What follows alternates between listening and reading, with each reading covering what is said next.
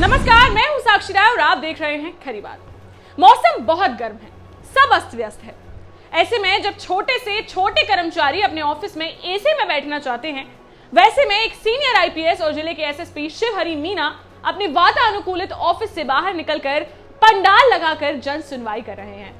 बहुत अलग तरह का नजारा है आजकल झांसी में। पुलिस कप्तान के कार्यालय का ना कोई दरवाजा है और ना कोई पहरा। खुले आसमान के नीचे एक टेंट लगाकर बिना किसी तामझाम के बैठे देखा हमने एसएसपी शिवहरी मीना जी को। उनके द्वारा की जा रही जन सुनवाई को भी हमने देखा, पीड़ितों से बात की, उनकी समस्याएं जानी और पुलिस कप्तान से मिलने का उनका अनुभव भी जाना। एसएसपी से मिले पीड़ितों के चेहरे पर दिखा हमें संतोष और विश्वास। नमस्कार, क्या नाम है आपका? सरोज। कहाँ से हैं आप? जरवा से। क्या है आप वहाँ पर किसी पद पे तैनात हैं? हाँ, प्रधानी पद पे हैं। आप प्रधान हैं वहाँ की? हाँ। ये बोला है कि सख्त कार्रवाई आपकी की जाएगी। टैरोली होती है आपकी जांच के लिए। जी, उन्होंने ये बोला है। हम विवेचना के लिए आपको दी है। आप 2-3 दिन बाद आपकी विवेचना शुरू हो जाएगी और जो पीएम रिपोर्ट के अनुसार उसमें लगा उसका कार्रवाई की जाएगी। इससे पहले भी आप एसएसपी ऑफिस आ चुके हैं? नहीं, एसपी पहली दफे आए, थाने में एप्लीकेशन दी थी, उसमें कुछ हुआ नहीं। तो आपको लगता है कि एसएसपी साहब अब आपकी मदद करेंगे? जी लगता है। जी लगता अभी शुरुआत। नमस्कार, क्या नाम है आपका? रश्मि सिंह। अभी सर ने बोला है कि एफआईआर हो जाएगी कल। जी। चलिए, उन्होंने बोला है, ये चीज आश्वासन दिया। हमने एसएसपी शिवहरी मीना से भी बात की और झांसी जिले की कानून व्यवस्था और जन सुनवाई की प्रक्रिया को जाना। साथ ही पुलिस कप्तान की जन सुनवाई में पीड़ितों की कम संख्या के कारणों को भी समझा। एसएसपी का मानना है कि वह जन सुनवाई के प्रति बहुत गंभीर है। जिले के सीओ और एसओ को भी प्रतिदिन सुबह 10 से 2 बजे तक जन सुनवाई करके आमजन की समस्याओं को हल करने के निर्देश दिए गए हैं। यही कारण है कि अब लोगों की समस्याओं का थानों व सर्कल स्तर पर ही निस्तारण हो रहा है। आमजन का भी अच्छा रिस्पांस मिल रहा है। जन सुनवाई की शिकायतों को महिला डेस्क द्वारा व्हाट्सएप ग्रुप पर भी रजिस्टर किया जा रहा है। पूरी व्यवस्था अब पारदर्शी है। उनकी कोशिश है कि आमजन पुलिस को अपना मित्र समझे, उनकी पुलिस के प्रति धारणा अच्छी रहे। मौरानीपुर में अशोक अग्रवाल हत्याकांड में से 3 आरोपियों की जल्द गिरफ्तारी करने और आरोपियों के खिलाफ कठोर दंडात्मक कार्यवाही करने की जानकारी भी एसएसपी ने दी। आइए हम सीधे चलते हैं एसएसपी शिवहरी मीना जी के पास। नमस्कार, मैं हूं साक्षी राय और आप देख रहे हैं खरी बात। आज हम आए हैं एसएसपी ऑफिस में झांसी जिले के एसएसपी शिवहरी मीना जी से मिलने। यहाँ पर उनकी कार्यशैली की चारों तरफ तारीफ हो रही है। उसी कार्यशैली में एक हिस्सा है जनता दरबार, जो रोज एसएसपी सुबह 10 बजे से लोगों के लिए लगाते हैं। लोग यहाँ पर आते हैं और अपनी समस्याएं सुनाते हैं। नमस्कार सर, बहुत बहुत स्वागत है आपका खरी बात में। नमस्कार, आप लोगों का बहुत बहुत धन्यवाद आने के लिए। साथ ही साथ आपको बता दें कि जनता दरबार नहीं है, जन सुनवाई का ये सिस्टम है, तो वो जन सुनवाई का ही कार्यक्रम चल रहा है। सर, जन सुनवाई का ये जो कार्यक्रम है, ये आपने कैसे सोचा, आपके दिमाग में कैसे आया कि आपको ये करना चाहिए? देखिए, जन सुनवाई का तो माननीय मुख्यमंत्री जी शासन के निर्देश भी हैं कि सभी अधिकारी अपने ऑफिसेज में बैठ के जनता की सुनवाई करें, तो उसी के तहत ये सुनवाई हो रही है। जी। सर, कैसा आपको रिस्पांस मिल रहा है जब से आपने ये शुरू किया है?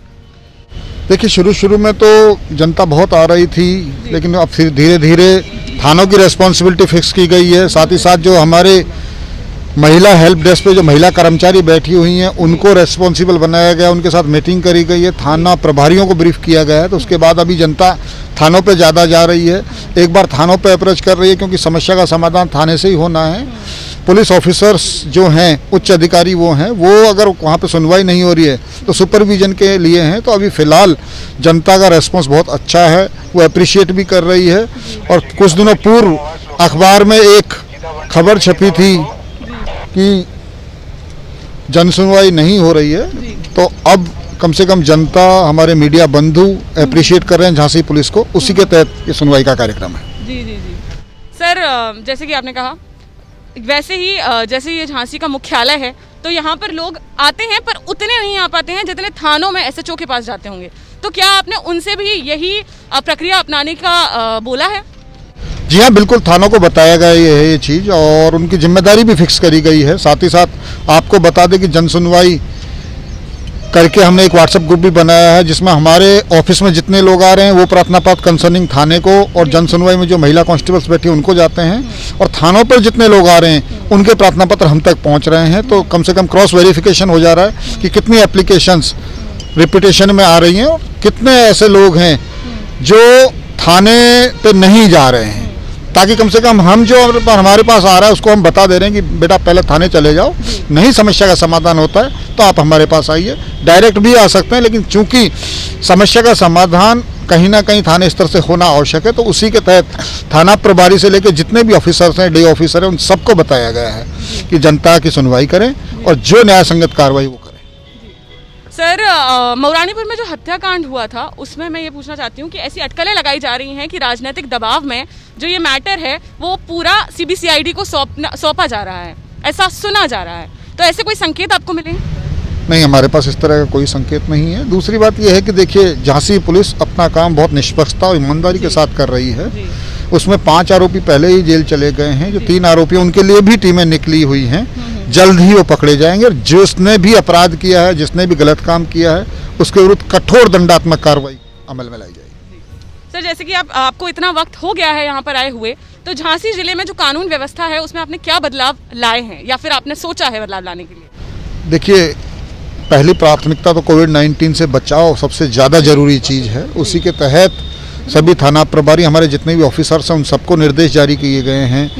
चूँकि वर्चुअल मीटिंग्स ज़्यादा हो रही हैं, गूगल मीट के माध्यम से लोगों को निर्देश जारी किए जा रहे हैं कि कोविड-19 का जो प्रोटोकॉल है उसको पालन करें। साथ ही साथ अन्य जितनी भी कानून व्यवस्था की स्थिति है वो बेहतर हो, लोगों को अच्छा न्याय प्राप्त हो सके। साथ ही साथ लोगों की जो धारणा है पुलिस के प्रति वो अच्छी रहे, उनके साथ मित्र पुलिस का जो व्यवहार है वो हमारी झांसी पुलिस कर रही है। इसमें आप जनता से क्या सहयोग चाहते हैं? देखिए, मैं तो सबसे पहले यही सहयोग चाहता हूं कि कोविड-19 अभी ख़त्म नहीं हुआ है। जो प्रोटोकॉल है, 2 गज दूरी, मास्क है जरूरी, उसका पालन किया जाए। और साथ ही साथ अपने परिवार, अपने आप को सुरक्षित रखने के साथ साथ पूरे समाज को सुरक्षित रखने का दायित्व हम सबका है, उसको देखें। और पुलिस आपकी सेवा के लिए है, 24 घंटे हम आपकी सेवा में लगे हुए हैं, हमें सहयोग करें। मैं ये तो मानता हूं कि घटना दुर्घटना हो सकती है, लेकिन हमारे पर विश्वास रखिए, हम उस घटना दुर्घटना का जो भी दोषी हैं उनके विरुद्ध कार्रवाई करें। सर, जैसे कि हमने अभी देखा था उत्तर प्रदेश में एक जिले में बहुत ज़्यादा अवैध शराब मिलने की वजह से मौतें हुई थी, तो वैसे ही हम देखें तो हमारे ज़िले में भी काफ़ी ऐसे गांव हैं जहां पर ऐसी समस्याएं देखने को मिल जाती हैं कि 2-3 अड्डे हर गांव में हैं, शराब के ऐसे कबूतर डेरे हैं जिस पर ऐसे अवैध शराब मिल जाती है, तो उनको रोकने के लिए पुलिस क्या कर रही है? देखिए, पिछले 15 दिवस से एक अभियान छेड़ा हुआ है ऐसे अवैध शराब के कारोबारी हैं उनके विरुद्ध, जो लोग इस तरह का काम कर रहे हैं उनके विरुद्ध। तो इसमें काफ़ी धरपकड़ भी हुई है, भारी मात्रा में लहन भी नष्ट किया गया है।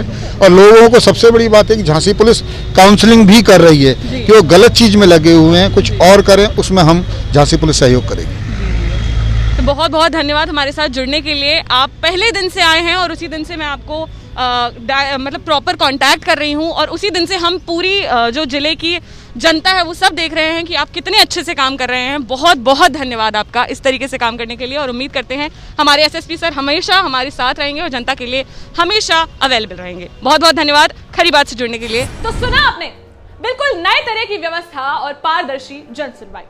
राजनीतिक हस्तक्षेप को दरकिनार करते हुए निष्पक्ष कार्यवाही करने को लेकर भी पुलिस कप्तान की कार्यशैली की प्रशंसा हो रही है।